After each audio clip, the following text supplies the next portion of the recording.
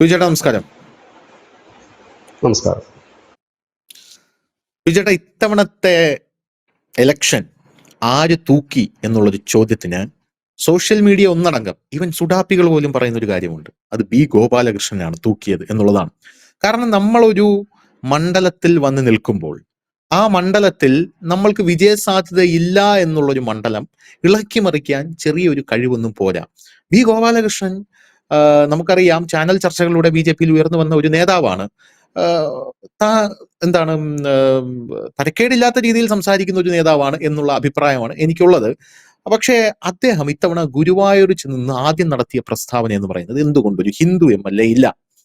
വലിയ മാധ്യമങ്ങളെല്ലാം മറ്റേ ചന്ദ്രഹാസം ഇളക്കിക്കൊണ്ട് ബി ഗോപാലകൃഷ്ണന്റെ നേരെ വന്നു. ബി ഗോപാലകൃഷ്ണൻ കൃത്യമായിട്ട് മറുപടി പറഞ്ഞു, ആ സമയത്ത് ഞാൻ ഇവിടെ സ്ഥാനാർത്ഥിയല്ല, എന്റെ പാർട്ടി എന്നോട് സ്ഥാനാർത്ഥിത്വം പറഞ്ഞിട്ടില്ല, ഞാൻ നോമിനി ആയിട്ട് എന്ന് അത് ഇലക്ഷൻ കമ്മീഷന്റെ കയ്യിൽ അത് കൊടുക്കുന്നു, ഇലക്ഷൻ കമ്മീഷൻ അംഗീകരിച്ചാൽ നിങ്ങളാണ് ഇവിടെ സ്ഥാനാർത്ഥി എന്ന് പറയുമ്പോഴാണ് യഥാർത്ഥത്തിൽ ഞാൻ സ്ഥാനാർത്ഥിയാവുന്നത്. ഇവിടെ ഒരു പെരുമാറ്റച്ചട്ടവും എനിക്ക് ആ സമയത്ത് ഉണ്ടായിട്ടില്ല, ഞാനൊരു അഡ്വക്കേറ്റ് കൂടിയാണെന്ന് പറഞ്ഞ ആ കാര്യം ഒതുക്കി. അതിനുശേഷം ബി ഗോപാലകൃഷ്ണൻ നേരെ വന്ന ആരോപണം, ബി ഗോപാലകൃഷ്ണൻ കാവി മുണ്ടുടുത്ത് കാവി ഡ്രസ് ഇട്ട് രുദ്രാക്ഷ മാലയും ധരിച്ചുകൊണ്ട് പ്രചരണം നടത്തുന്നു എന്നുള്ളതാണ്. ഇതൊക്കെ ഇവിടെ വലിയ വിഷയങ്ങളാണ്. കാവി ഡ്രസ് ഇട്ടുകൊണ്ട് പുറത്തിറങ്ങാൻ പറ്റില്ല, രുദ്രാക്ഷം ഇട്ടുകൊണ്ട് പുറത്തിറങ്ങാൻ പറ്റില്ല, എന്താണിത് എന്നുള്ളൊരു ചോദ്യമുണ്ട്. ആഹ് കഴിഞ്ഞ ദിവസം ബിജുചേട്ടൻ കണ്ടോ എന്ന് എനിക്കറിയില്ല, മറ്റേ ആ മരിച്ചുപോയ ആ വർഗീയവാദിയായിട്ടുള്ള ആ തീവ്രവാദി ഖമനേയിയുടെ ചിത്രം ആനപ്പുറത്തേറ്റിയിരിക്കുന്നു അവന്മാരും. അതിന് കേരളത്തിൽ വലിയ അക്സെപ്റ്റൻസ് ആണ്. മാധ്യമങ്ങൾ അത് കൊടുക്കുന്നത് വലിയ വീരഹാസം എന്തോ നടന്നതുപോലെയാണ് മാധ്യമങ്ങൾ കൊടുക്കുന്നത്. എന്നാൽ ഇവിടെ അയോധ്യയിലെ ശ്രീരാമന്റെ ഒരു ഫ്ലക്സ് അല്ലെങ്കിൽ ഒരു തിടമ്പ് ഇവിടെ തൃശ്ശൂർ പൂരത്തിൽ ഏറ്റിക്കഴിഞ്ഞാൽ അത് വലിയ വിഷയമാണ്.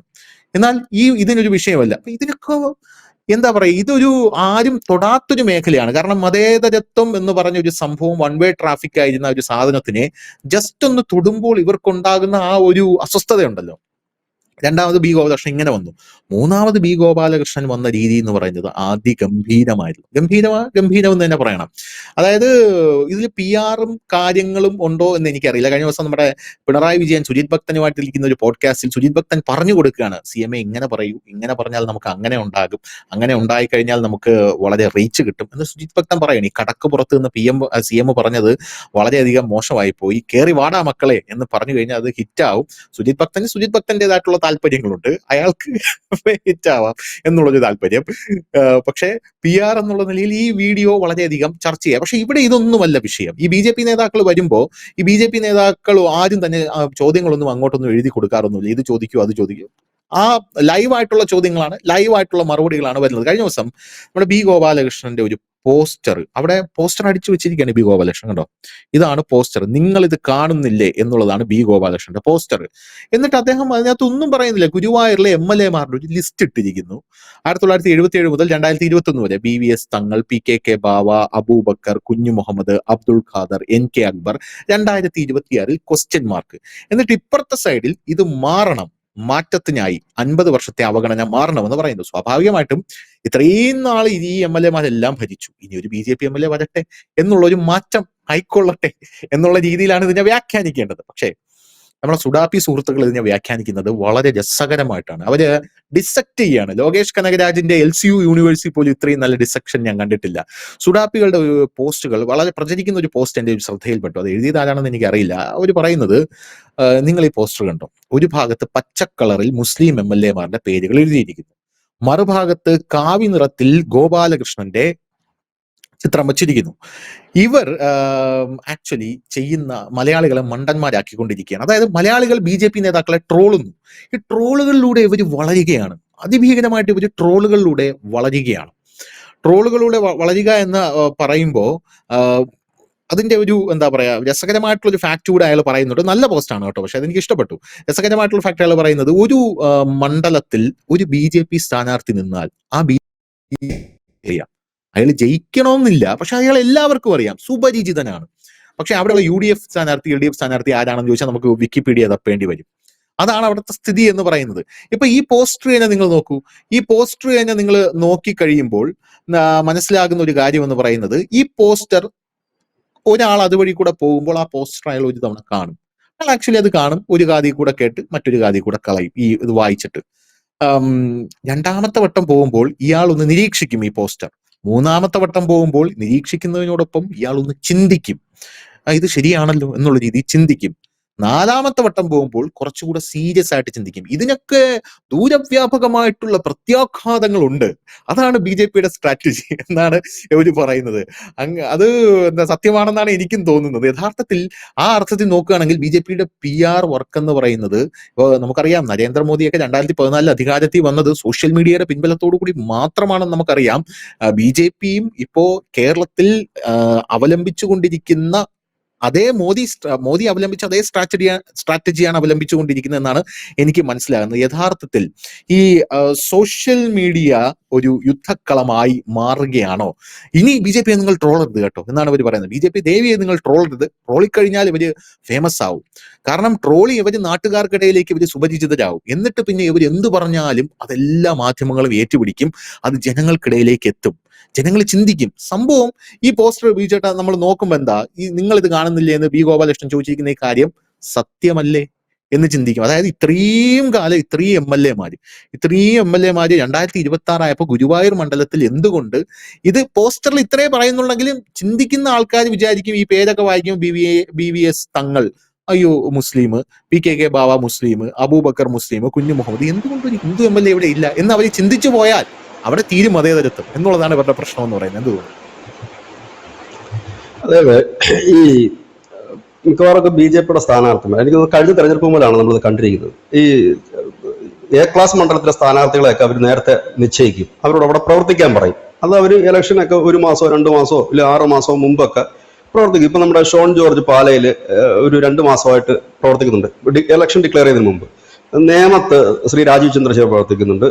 ശ്രീലേഖയോടൊക്കെ ഇലക്ഷന് മുമ്പ്, ശോഭാ സുരേന്ദ്രന്റെ ഇലക്ഷന് മുമ്പാണ്. അവസാന നിമിഷത്തിൽ സീറ്റ് കിട്ടുന്ന സ്ഥാനാർത്ഥിയെ സംബന്ധിച്ച് അയാളുടെ ഏറ്റവും വലിയ പ്രശ്നം എന്താണെന്ന് വെച്ചാൽ അദ്ദേഹത്തിന് കിട്ടുന്ന സീറ്റ് ഇദ്ദേഹവുമായിട്ട് വലിയ ബന്ധമില്ലാത്തൊരു സ്ഥലമാണ്. കാരണം ഇദ്ദേഹം നോക്കി വെക്കുന്ന ഒരു മണ്ഡലം കാണും. എനിക്ക് തോന്നുന്നു ശ്രീ B. ഗോപാലകൃഷ്ണൻ നോക്കി വെച്ചൊരു മണ്ഡലം കൊടുങ്ങല്ലൂരായിരുന്നു. അത് 2020 മത്സരിക്കുന്നത്. അപ്പൊ അവിടെ നമ്മൾ പ്രാരംഭ പ്രവർത്തനമൊക്കെ പുള്ളി നടത്തി വന്നപ്പോഴാണ് പാർട്ടി പറയുന്നത് ഇവിടെ അല്ല നിങ്ങൾ മത്സരിക്കേണ്ടത്, ഗുരുവായൂരാണ്. അപ്പം അപ്രതീക്ഷിതമായ ഒരു മണ്ഡലത്തിൽ കിട്ടുമ്പോൾ ഈ സ്ഥാനാർത്ഥിയെ സംബന്ധിച്ച് ഏറ്റവും വലിയ പ്രശ്നം ഈ ജനങ്ങളുടെ ഇടയിലേക്ക് തന്നെ എത്തിക്കുക എന്നുള്ളതാണ്, തന്നെ മാർക്കറ്റ് ചെയ്യുക എന്നുള്ളതാണ്. ഏതൊരു സ്ഥാനാർത്ഥിയും അഭിമുഖീകരിക്കുന്ന വലിയ വിഷയമാണ്. ഞാൻ ഉദാഹരണം പറയാം. കഴിഞ്ഞ 2024 നിയമസഭാ തെരഞ്ഞെടുപ്പിൽ ശ്രീമാൻ സന്ദീപ് വചസ്പതി ആലപ്പുഴയിൽ സ്ഥാനാർത്ഥിയായിട്ട് വരുന്നു. ആലപ്പുഴയിൽ മത്സരിക്കുകയാണ് ഇദ്ദേഹം വന്നു. മാധ്യമങ്ങളൊന്നും ഇദ്ദേഹത്തിന് വലിയ ഇമ്പോർട്ടൻസ് ഒന്നും കൊടുക്കുന്നില്ല. ആദ്യത്തെ 2 ദിവസം ഇദ്ദേഹം അപ്രതീക്ഷിതമായി പെട്ടെന്ന് വരികയാണ് ആലപ്പുഴയിലേക്ക്. ആലപ്പുഴ അങ്ങനെ BJP-ക്ക് വലിയ വളക്കൂറുള്ള മണ്ണൊന്നുമല്ല. അദ്ദേഹം വന്നതിന്റെ 3-ാം ദിവസം പുന്നപ്ര രക്തസാക്ഷി മണ്ഡപത്തിലേക്ക് ചെല്ലുന്നു. രക്തസാക്ഷികൾക്ക് പുഷ്പവൃഷ്ടി നടത്തുകയാണ്. ഇത് വലിയ വാർത്തയായി. സഖാക്കന്മാരൊക്കെ തെരുവിലിറങ്ങി, സഖാക്കന്മാർ പറഞ്ഞു തല്ലും കൊല്ലുമെന്ന് പറഞ്ഞു. അങ്ങനെ വന്ന് പെട്ടെന്ന് തന്നെ സന്ദീപ് വചസ്പതി കേരളത്തിൽ മുഴുവൻ ചർച്ചയായി മാറി. ആലപ്പുഴക്കാർക്കിടയിലേക്ക് പെട്ടെന്ന് ഈ സ്ഥാനാർത്ഥി എസ്റ്റാബ്ലിഷ്ഡ് ആയി. ഇതിന്റെ ഗുണം സന്ദീപ് വചസ്പതിക്ക് മാത്രമല്ല, ആ സമയത്ത് അമ്പലപ്പുഴയിൽ മത്സരിക്കാൻ അതും പൊടുന്നനെ വന്നൊരു സ്ഥാനാർത്ഥിയാണ് ശ്രീമാൻ അനൂപാനൻ. അദ്ദേഹം നേരത്തെ മുതൽ തന്നെ തിരുവല്ലയിൽ വർക്ക് ചെയ്തുകൊണ്ടിരുന്നതാണ്. അവസാന നിമിഷത്തിൽ അദ്ദേഹത്തെ കൊണ്ടുവന്നിട്ടത് അമ്പലപ്പുഴയാണ്. അദ്ദേഹത്തിന് പ്രവർത്തിക്കാൻ തന്നെ 10-20 ദിവസം കണ്ട് അമ്പലപ്പുഴ കിട്ടിയുള്ളൂ. അപ്പം അദ്ദേഹം അപ്പോഴത്തേക്കും CPM-മാര് വൈകുന്നേരം വലിയ പ്രതിഷേധം പന്തം കൊളുത്തിയും അതും ഇതും ഒക്കെ വലിയ പ്രക്ഷോഭം നടക്കും. ഈ സമയത്ത് അതുവഴി കടന്നു വന്ന ശ്രീമാൻ അനൂപ് ആന്റണിക്ക് അതിന് ഗുണം കിട്ടി. അദ്ദേഹത്തെ കാറ് തടഞ്ഞു, മർദ്ദിച്ചു എന്ന് പറഞ്ഞ് ഇദ്ദേഹം പോയി ആശുപത്രി കിടന്നു. അപ്പം അടുത്ത ദിവസത്തെ വാർത്ത ഒന്ന് സന്ദീപ് വചസ്പതി രക്തസാക്ഷി മണ്ഡപത്തിൽ കയറി. അപ്പൊ സന്ദീപ് വചസ്പതി പറഞ്ഞ ഡയലോഗ് അടിപൊളിയാണ്. രക്തസാക്ഷികൾ നിങ്ങളുടേത് മാത്രമല്ല ഞങ്ങളുടേതുമാണ്, അപ്പൊ അവരെ ആദരിക്കുന്ന തെറ്റില്ലല്ലോ എന്നാണ്. അവരുടെ രക്തസാക്ഷി മണ്ഡപമാണെന്ന് കൂടെ ആലോചിക്കണം കേട്ടോ. CPM-ന്റെ CPI-യുടെ രക്തസാക്ഷി മണ്ഡപമാണ് അവിടെ ഉള്ളത്. അത് കഴിഞ്ഞപ്പോൾ സന്ദീപ് വചസ്പതി ഈ പ്രതിഷേധം നടക്കുന്നതിന്റെ ഇടയിലേക്ക് അനൂപാനനെ വരുന്നു. അനൂപാനനെ മർദ്ദിച്ചു എന്ന് പറഞ്ഞ അനൂപാനനെ ഹോസ്പിറ്റലിൽ കിടക്കുന്ന ഒരു ചിത്രം സഹിതം പുറത്തു വരുന്നു. അങ്ങനെ അനൂപാനനെ പെട്ടെന്ന് എസ്റ്റാബ്ലിഷ്ഡ് ആയി മാറുകയാണ്. അങ്ങനെ സ്ഥാനാർത്ഥികൾ എസ്റ്റാബ്ലിഷ്ഡ് ആയി മാറണത് കാരണം അവരെ സംബന്ധിച്ച് കിട്ടുന്ന 10-25 ദിവസങ്ങൾ മാത്രമാണ്. ഈ 25 ദിവസം കൊണ്ട് ഈ മണ്ഡലത്തിന്റെ എല്ലായിടത്തും പോയി എല്ലാവരെയും കാണുക എന്നുള്ളത് അസാധ്യമായ ഒരു കാര്യമാണ്. ഇവിടെയാണ് B. ഗോപാലകൃഷ്ണൻ അവിടെ എത്തുന്നത്. ഞാൻ നോക്കിയിട്ട് ഈ തെരഞ്ഞെടുപ്പിൽ ഞാൻ കാണുന്ന ഏറ്റവും മിടുക്കനായിട്ടുള്ള, ഇല്ലെങ്കിൽ അദ്ദേഹം ജയിക്കുമോ തോക്കുമോ എന്നുള്ള രണ്ടാമത്തെ കാര്യമാണ്, ഏറ്റവും ജനസാധ്യത വലിയ ചെലവില്ലാതെ ഏറ്റവും കൂടുതൽ കൈയടി നേടുന്ന വ്യക്തിയാണ് ശ്രീ B. ഗോപാലകൃഷ്ണൻ. ഞാൻ അദ്ദേഹത്തിന്റെ ഒരു പോസ്റ്റർ ധനുഷ് പറഞ്ഞപ്പോൾ ഞാൻ ശ്രദ്ധിച്ചു. അദ്ദേഹത്തിന്റെ പോസ്റ്റർ അദ്ദേഹത്തിന്റെ സഹപ്രവർത്തകർ ഇറക്കിയിട്ടുണ്ട്. അതിൽ ബാൽ താക്കറെയോടാണ് ശ്രീമാൻ ബി ഇദ്ദേഹത്തെ ഉപമിച്ചിരിക്കുന്നത്. ബാൽ താക്കറെ പോലെ ഗ്ലാസ് ഒക്കെ വെച്ച്, കാരണം ഇദ്ദേഹം ഈ സൺഗ്ലാസ് ഒക്കെ യൂസ് ചെയ്യുന്ന വ്യക്തിയാണ്. ബാൽ താക്കറയുടെ പോലെ. അപ്പം ഈ ഗോപാലകൃഷ്ണൻ ഒന്നെന്ന് പറഞ്ഞാൽ ഈ പ്രവർത്തകർക്കിടയിൽ അല്പം രസം പകരുന്ന ഒരു നേതാവ് കൂടിയാണ്. ഡാൻസ് കളിക്കുകയൊക്കെ ചെയ്യും. അപ്പം ഇദ്ദേഹത്തിന്റെ അത് ഇറങ്ങുന്നു. അതിനുശേഷം രണ്ടാമതൊരു PR വർക്ക് വന്നു. കാരണം ഇദ്ദേഹത്തിന് ഒരു പൊതുവെ ഒരു ചെല്ലപ്പേരുണ്ട് എന്താണെന്നുള്ളത്. അതിന് അവര് നന്നായിട്ട് PR ചെയ്തിട്ടുണ്ട്. അവര് പറഞ്ഞു ഇത്രയും നാൾ. അപ്പം ഈ പോസ്റ്റർ, ഈ പടം എന്താന്ന് വെച്ചാൽ ഒരു ജീപ്പിന്റെ മുകളിൽ ഈ കടുവ എന്ന് പറഞ്ഞൊരു സിനിമ ഇറങ്ങി പൃഥ്വിരാജിന്റെ. ആ കടുവയില് പൃഥ്വിരാജ് ഒരു ജീപ്പിന്റെ മുകളിൽ ഇരിക്കുന്ന ഒരു ഇതുണ്ട്. അതേ സെയിം മോഡലില് ബി ഗോപാലകൃഷ്ണൻ ഒരു ജീപ്പിന്റെ മുകളിൽ ഇരിക്കുന്നു. എന്നിട്ട് താഴെ കടുവ എന്നാണ് എഴുതിയിരിക്കുന്നത്. എന്നിട്ട് അതിന്റെ മുകളിൽ അവർ കൊടുത്തിരിക്കുന്ന ക്യാപ്ഷൻ ഒട്ടകമെന്ന് വിളിപ്പിച്ചവരെ കൊണ്ട് കടുവയെന്ന് തിരുത്തി പറയിച്ച നേതാവാണ്. ഇതേപോലുള്ള ട്രോളുകളിൽ ഇദ്ദേഹം വളരെ എളുപ്പത്തിൽ കേരളത്തിൽ മുഴുവൻ ചർച്ചയാകണം. സാധാരണ നമ്മൾ സ്ഥാനാർത്ഥിയുടെ ഈ പോസ്റ്ററുകളായാലും ഒക്കെ ഒരേ പാറ്റേണിലാണ്. വോട്ട് ചെയ്യണം, വികസനം കൊണ്ടുവരും, മറ്റേത് മറിച്ച്. ഇതിൽ നിന്ന് വ്യത്യസ്തമായിട്ട് ശരിക്കും പറഞ്ഞത് ധനുഷ് പറഞ്ഞത് കറക്റ്റാണ്. അദ്ദേഹം ആ ഫ്ലെക്സ് സ്ഥാപിച്ചതിലൂടെ കടന്നു പോകുന്നവർ പലവട്ടം അത് ചിന്തിക്കും. ഇപ്പോൾ സ്വാഭാവികമായും ഞാൻ തന്നെ ഇപ്പൊ ഈ ഗുരുവായൂരെ കേസ്, ഗുരുവായൂർ അമ്പലത്തിൽ പോയ ഏവർക്കും അറിയാതെ അവിടെ നടക്കുന്ന ഒരു വികസനവുമില്ല. അപ്പൊ സ്വാഭാവികമായിട്ട് നമ്മൾ ചോദിക്കത്തില്ല ആരടാ ഇവിടുത്തെ MLA എന്ന് ചോദിക്കും. അപ്പോഴാണ് ഇങ്ങനെ ഒരു കഥ കേൾക്കുന്നത്. അപ്പം സ്വാഭാവികമായിട്ടും നമ്മൾ ചിന്തിക്കും അങ്ങനെ പറഞ്ഞത് ശരിയല്ലേ എന്ന് ചിന്തിക്കുന്ന ഒരുപാട് പേര് കേരളത്തിലുണ്ട്. എനിക്ക് തോന്നുന്നു നാളിതുവരെ ഗുരുവായൂർ BJP നേടിയതിനേക്കാൾ വലിയ വോട്ട് വിഹിതം ബി ഗോപാലകൃഷ്ണൻ നേടും. ആ ബി ഗോപാലകൃഷ്ണൻ ഗുരുവായൂരിനെ ഒരു A ക്ലാസ് മണ്ഡലത്തിലേക്ക് ഉയർത്തിയാലും അത്ഭുതപ്പെടാനില്ല. കാരണം അയാൾ ഉയർത്തിയ ചോദ്യങ്ങൾ പ്രസക്തമാണ്, അതിന് സത്യസന്ധമായ ഒരു ചോദ്യമാണ്. ഇതുപോലെ തന്നെ ഈ മീഡിയയും ട്രോളർമാരും കൂടെ നേതാവാക്കിയ ഒരു നേതാവാണ് ശ്രീമാൻ സുരേഷ് ഗോപി. കേരളത്തിലെ എത്ര MP എല്ലാവർക്കും അറിയാം.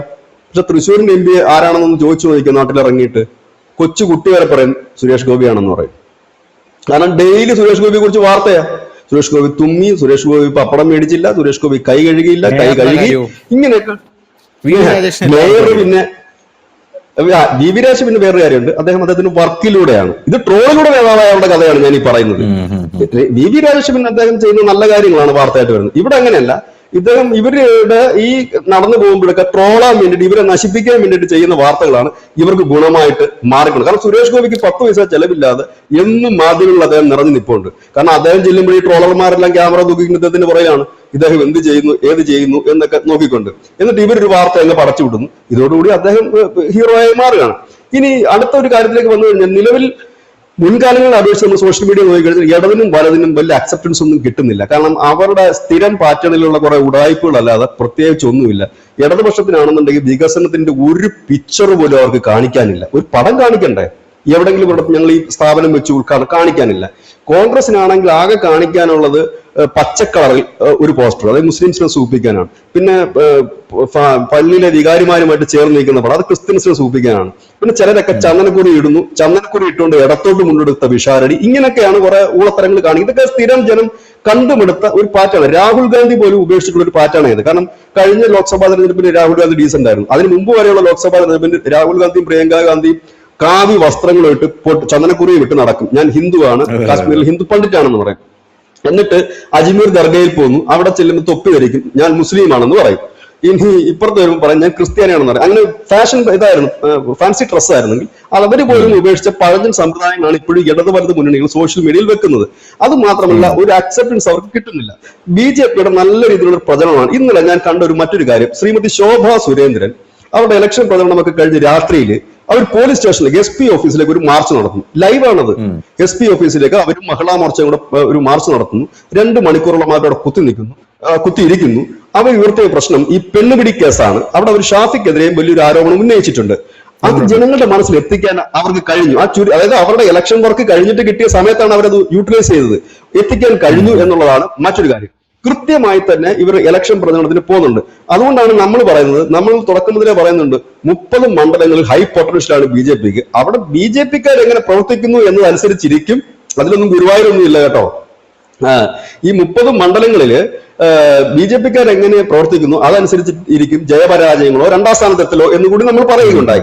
ഇവിടെ BJP-യുടെ മിക്കവാറും സ്ഥാനാർത്ഥികളൊക്കെ ഇതുപോലെയുള്ള കാര്യങ്ങളിലേക്ക് ഇടിച്ച് കയറുന്ന ഒരു രീതി. അത് മാത്രവുമല്ല, സോഷ്യൽ മീഡിയയിൽ ഇപ്പോൾ BJP-ക്ക് വലിയ എതിർപ്പൊന്നുമില്ല. അതിന്റെ ഒരു വലിയ തെളിവ് കണ്ടത് ഇന്നലെ ഈ FCR ഭേദഗതിയുമായി ബന്ധപ്പെട്ട് ചില മത്രാന്മാരും ബിഷപ്പുമാരും ഒക്കെ രംഗത്തെത്തിയപ്പോൾ അവരെ ചീത്ത വിളിച്ച് ഓടിക്കുന്ന ഒരു വലിയ വിഭാഗം. അതിന്റെ കമന്റുകൾ പരിശോധിച്ചു കഴിഞ്ഞാൽ 100 കമന്റ് ഉണ്ടെങ്കിൽ 99 കമന്റും കള്ളത്തരം ചെയ്താലല്ലേ അകത്ത് പോകുള്ളൂ, മടിയിൽ കനമുള്ളവനല്ലേ പേടിക്കേണ്ടതുള്ളൂ എന്നൊക്കെയുള്ള കമന്റുകളാണ് വരുന്നത്. കാരണം അവർക്ക് പോലും നിലം തുടിക്കാതെ വിടുന്ന ഒരു കാഴ്ച കാണുന്നു. അതായത് BJP തൊട്ടുകൂടാത്ത പാർട്ടിയല്ല, കൂടെ നിർത്തേണ്ട പാർട്ടിയാണ് എന്ന് കേരളത്തിന്റെ പൊതുസമൂഹത്തിന്റെ കുറച്ചു പേർക്കെങ്കിലും ഇപ്പോൾ ചിന്തിക്കേണ്ടി വരുന്നു എന്ന് മാത്രവുമല്ല, മനോരമയ്ക്ക് പോലും പറയേണ്ടി വരുന്നു 5 സീറ്റ് അവർ നേടിയേക്കാമെന്ന്. ഞാൻ ഇന്നാ വേറൊരു കാര്യം കൂടെ പറഞ്ഞിരുന്നു അനീഷിന്റെ അടുത്ത്, ഈ മനോരമ ബാലൻസ് ചെയ്യുന്നതിൽ മിടുക്കരാണെന്ന്. ഈ മിനിഞ്ഞാന്ന് അവർ UDF-നെ വാനോളം പൂഴ്ത്തി അവർക്ക് ഇത്ര സീറ്റ് കിട്ടുമെന്ന് പറഞ്ഞു. അപ്പോൾ ഇപ്പുറത്തെ സൈഡുണ്ട് കമ്മ്യൂണിസ്റ്റ് അനുഭാവികളും BJP അനുഭാവികളൊക്കെ മനോരമ വായിക്കുന്നവരാണല്ലോ.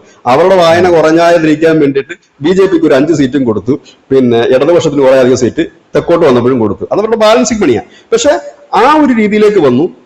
ഇപ്പൊ മാധ്യമങ്ങളെ ശ്രദ്ധിച്ചാൽ മനസ്സിലാക്കാൻ പറ്റും, ഈ തനി രാഷ്ട്രീയ മാധ്യമങ്ങളല്ലാത്ത മാധ്യമങ്ങൾക്ക് BJP അറ്റാക്ക് ചെയ്യാൻ കഴിയുന്നില്ല. മുൻപ് അങ്ങനെ ആയിരുന്നില്ല. ഇലക്ഷനുകൾ തുടങ്ങുമ്പോഴും കോൺഗ്രസിന് വേണ്ടിയിട്ടും കമ്മ്യൂണിസ്റ്റിന് വേണ്ടിയിട്ടും മാത്രം കുഴലുന്ന മാധ്യമങ്ങളെ തകർത്തെറിഞ്ഞുകൊണ്ട്. അതിന് കാരണം എന്ന് വെച്ചാൽ BJP-യുടെ വളർച്ച മാത്രമല്ല, ഇപ്പോൾ ഇപ്പുറത്തെ സൈഡ് പറയാനും സത്യം പറയാനും നമ്മളെ കണക്ക് കുറച്ച് മാധ്യമങ്ങൾ കൂടി ഉള്ളത് കൊണ്ടാണ്. ഇല്ലായിരുന്നുണ്ടെങ്കിൽ ഇപ്പൊ ഈ FCR എങ്ങനെയാണ് ഇത്ര രീതിയിലേക്ക് എസ്റ്റാബ്ലിഷ്ഡ് ആയി പോയത്? അതായത് പല പല മാധ്യമങ്ങൾ ഒരുപക്ഷെ ഒറ്റയ്ക്ക് ചെയ്യുന്നവരുണ്ടാകാം, ഇല്ലെങ്കിൽ നമ്മളെ കണക്കുള്ള മീഡിയാസ് ഉണ്ടാകാം. അങ്ങനെയുള്ളവർ ഇതിന്റെ യാഥാർത്ഥ്യം കൊണ്ടുവന്നപ്പോഴാണ് കൂടുതൽ പേരിലേക്ക് കാര്യം എത്തിയത്. അതായത് ഒരു കള്ളം ഇപ്പോൾ നിമിഷ നേരം കൊണ്ടാണ് പൊളിഞ്ഞെടുക്കുന്നത്. അപ്പൊ വന്നപ്പോ എന്ത് പറ്റി? മുമ്പൊക്കെ മുഖ്യധാര മാധ്യമങ്ങളെ ഫോളോ ചെയ്തായിരുന്നു നമ്മളടക്കം മുമ്പോട്ട് പോയിരുന്നത്. അവര് വാർത്ത കൊടുക്കും, അതിനെ നമ്മൾ നോക്കിയിട്ടാണ് നമ്മൾ വാർത്ത കൊടുക്കും. ഇന്നിപ്പോ നമ്മുടെ വാർത്തകൾ അവർ ഫോളോ ചെയ്യുന്ന അവസ്ഥയിലേക്ക് കാര്യങ്ങൾ മാറിയിട്ടുണ്ട്. ഇത് തന്നെയാണ് ഇവിടെ സംഭവിച്ചത്. കാരണം BJP-ക്ക് ഇപ്പൊ തൊട്ടുകൂടായ്മ എങ്ങുമില്ല, വലിയ അക്സെപ്റ്റൻസ് തന്നെയാണ് കിട്ടുന്നത്. ഹിന്ദുക്കളായിട്ടുള്ള ഒരാൾ പോലും അവർ വർഗീയവാദിയാണെന്ന് പറയുന്നത് ഈ തെരഞ്ഞെടുപ്പ് കാലത്ത് ഞാൻ എങ്ങും കേട്ടിട്ടില്ല, ഒരു സോഷ്യൽ മീഡിയയിൽ ഞാൻ കണ്ടിട്ടില്ല. ഈ സുഡാപ്പികൾ എങ്ങാണ് ഹിന്ദു പേരിൽ വന്ന് വല്ല കമന്റ് ഇട്ടെങ്കിലേ ഉള്ളൂ. അത് കാണുമ്പോഴേ അറിയാം. കാരണം അക്ഷരത്തെറ്റ് കൂടപ്പുറപ്പായതുകൊണ്ട് എവിടെങ്കിലും ഒരു അക്ഷരം തെറ്റും ഈ കമന്റിനകത്ത്, ഇല്ലെങ്കിൽ പോസ്റ്റിനകത്ത്. അപ്പം അതേ ഉള്ളൂ, അല്ലാതെ എങ്ങുമില്ല. ഞാനിപ്പോ എത്രയോ സ്ഥലങ്ങളിൽ യാത്ര ചെയ്തു. ഈ ആലപ്പുഴ ജില്ലയിലൊക്കെ തന്നെ കമ്മ്യൂണിസ്റ്റുകൾ കോട്ടകളിൽ പോലും ചെല്ലുമ്പോൾ അവിടെ BJP-യുടെ അവർക്ക് എതിർപ്പ്, അവർ വോട്ട് ചെയ്യുമോ ഇല്ല എന്നുള്ളത് രണ്ടാമത്തെ കാര്യം. അത് പഴയതുപോലെ സവർണ പാർട്ടിയെന്നോ ഇല്ലെങ്കിൽ എന്താണ് വർഗീയ പാർട്ടിയെന്നോ അങ്ങനെ ഒന്നും അവർ പറയുന്നില്ല. അവര് ചില ആൾക്കാർ രഹസ്യമായിട്ട് പറഞ്ഞു BJP വരണം എന്നാലേ എല്ലാം ശരിയാകത്തുള്ളൂ, നാട് വികസിക്കണ്ടേ, അത് മാത്രമല്ല ഇങ്ങനെയൊക്കെ ഉള്ള ഈ ഉമാരെയൊക്കെ അടിച്ചൊതുക്കാനും അവർ വേണം എന്ന് പറയുന്നവരെ നമ്മൾ കാണുന്നു. അതായത് BJP-ക്ക് എതിർപ്പില്ല. അതായത് ഇനി വരാൻ പോകുന്ന ഒരു കാലത്ത് ഈ CPM പോലെ കോൺഗ്രസ് പോലെ തന്നെ ഒരു മെയിൻ സ്ട്രീം രാഷ്ട്രീയ പാർട്ടിയായിട്ട് BJP മാറുമെന്നുള്ള കാര്യത്തിൽ യാതൊരു തർക്കവുമില്ല. ഈ തെരഞ്ഞെടുപ്പ് ഒരു ടേണിംഗ് പോയിന്റ് ആയിരിക്കും.